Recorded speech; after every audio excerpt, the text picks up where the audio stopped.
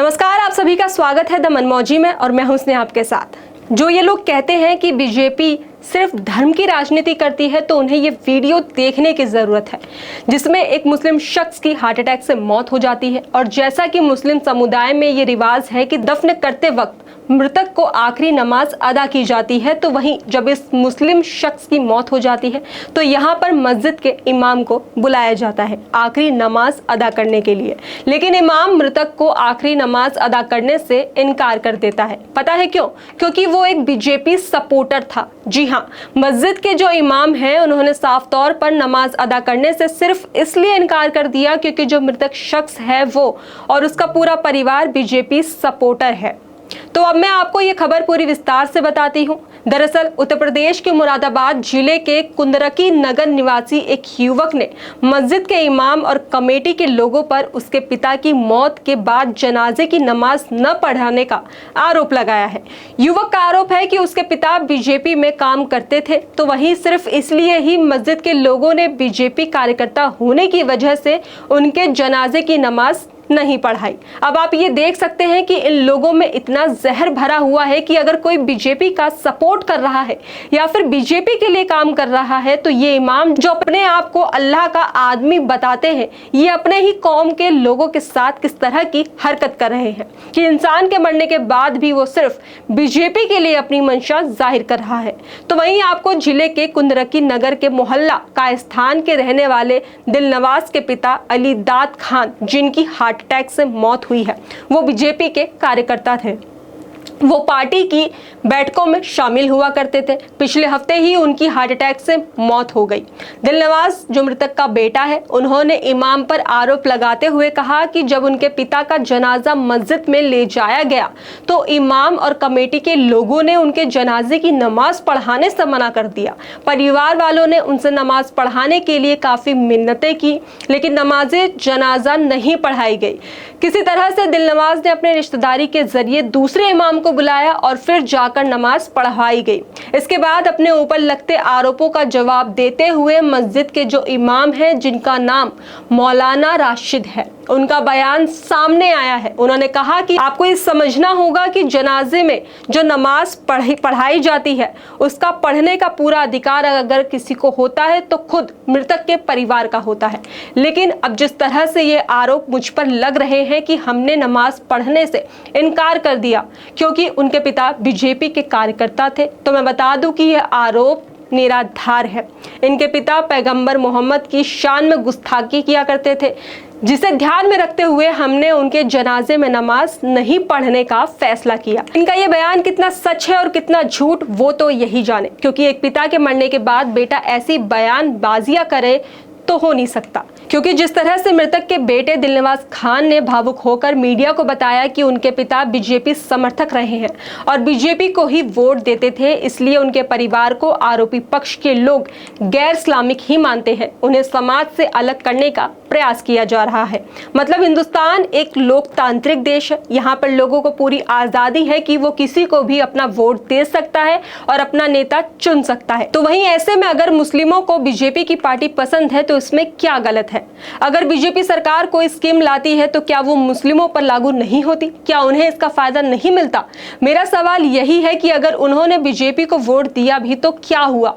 BJP को vote देने से क्या आप उन्हें अपनी कौम से बाहर निकाल देंगे? तो फिर ये तो सरासर गुंडागर्दी है कि आप किसी को अपना नेता नहीं चुनने दे रहे हैं। आपको बता दें कि दिलनवाज ने अपने बयान में आगे क्या कहा, इसके बाद आप खुद ही अंदाजा लगा लीजिएगा कि इमाम साहब कितना झूठ और कितना सच बोल रहे हैं। उन्होंने आगे कहा कि मस्जिद की कमेटी से जुड़े नगर पंचायत के पूर्व अध्यक्ष के पति असलम खां, शमीम खां, शराफत खां और मतीन खान निवासी मोहल्ला कायस्थान के कहने पर ही इमाम मुफ्ती मोहम्मद राशिद निवासी स्टेशन वाली मस्जिद ने जनाजे की नमाज नहीं पढ़ाई। और तो और आपको बता दें कि आरोपियों ने बीजेपी को वोट देने पर दिलनवाज के परिवार को झूठे मुकदमे में फंसाने की धमकी भी दी थी।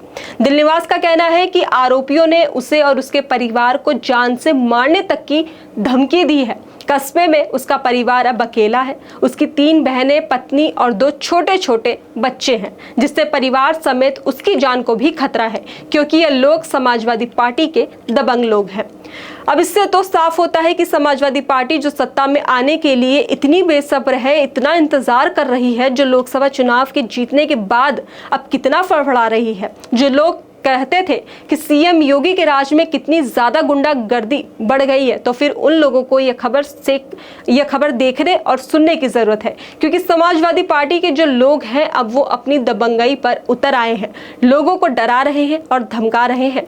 तो वहीं आपको यह भी बता दें कि स्टेशन वाली मस्जिद के इमाम मुफ्ती मोहम्मद राशिद ने जब किसान अलीदाद खान के जनाजे की नमाज नहीं पढ़ाई, तो उनके बेटे दिलनवाज खान के साले ने जनाजे की नमाज पढ़ाई, जिसके बाद शव को कब्रिस्तान में दफन किया गया। आगे आपको अभी कुछ दिन पहले का ही मामला याद दिला देती हूँ कि उत्तर प्रदेश के जनपद अलीगढ़ में मुस्लिम महिला ने बीजेपी को वोट दिया तो उसके पति ने कहा तलाक तलाक तलाक। जी हाँ, सिर्फ बीजेपी को वोट देने पर ही मुस्लिम पति ने अपनी बीवी के बारे में न तो सोचा, न ही अपने बच्चों के बारे में सोचा, बल्कि सीधा जाके 3 तलाक उसको दे दिया।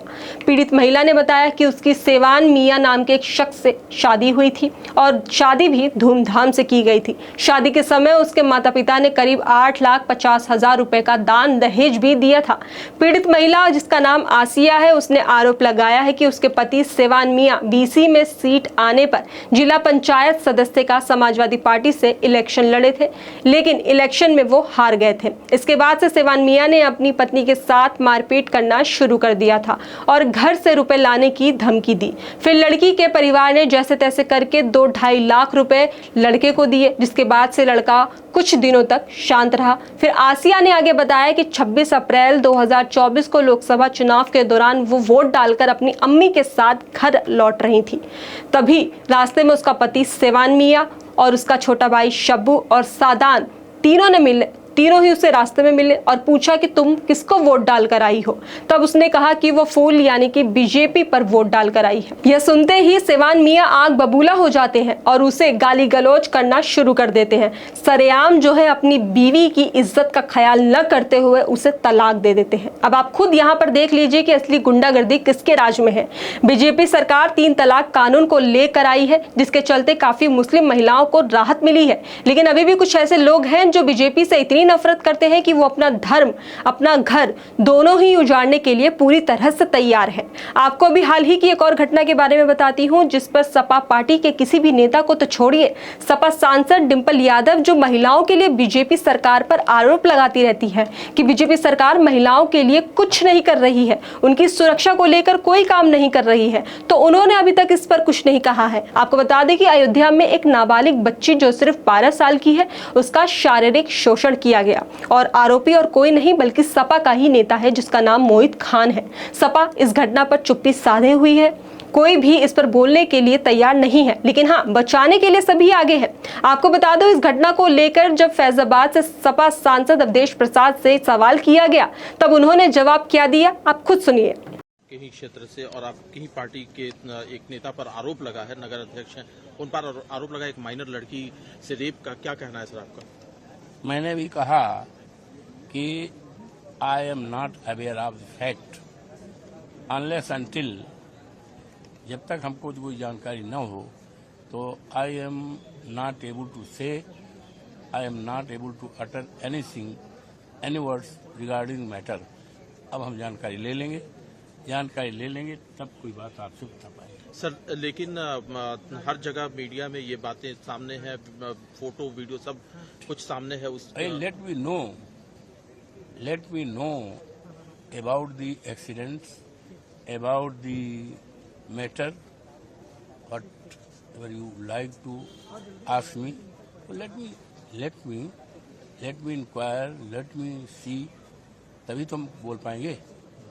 इनका ये जवाब सुनने के बाद तो चलिए मान लेते हैं कि उन्हें नहीं पता इसके बारे में, तो चलिए मान लेते हैं, क्योंकि ये वीडियो पुराना है तो इन्हें नहीं पता होगा इस खबर के बारे में। लेकिन अब जब योगी सरकार ने मोहित खान के घर पर बुलडोजर चलवाने की पूरी तैयारी कर ली है, चल भी गया है, तो क्या अभी इन्हें इसके बारे में कोई जानकारी नहीं है? अब तो ये खबर पूरी सुर्खियों में आ गया है। योगी सरकार ने पूरा आदेश दिया है कि मोहित खान जो आरोपी है उसके घर और बेकरी दोनों को ही बुलडोजर चलाया जाए।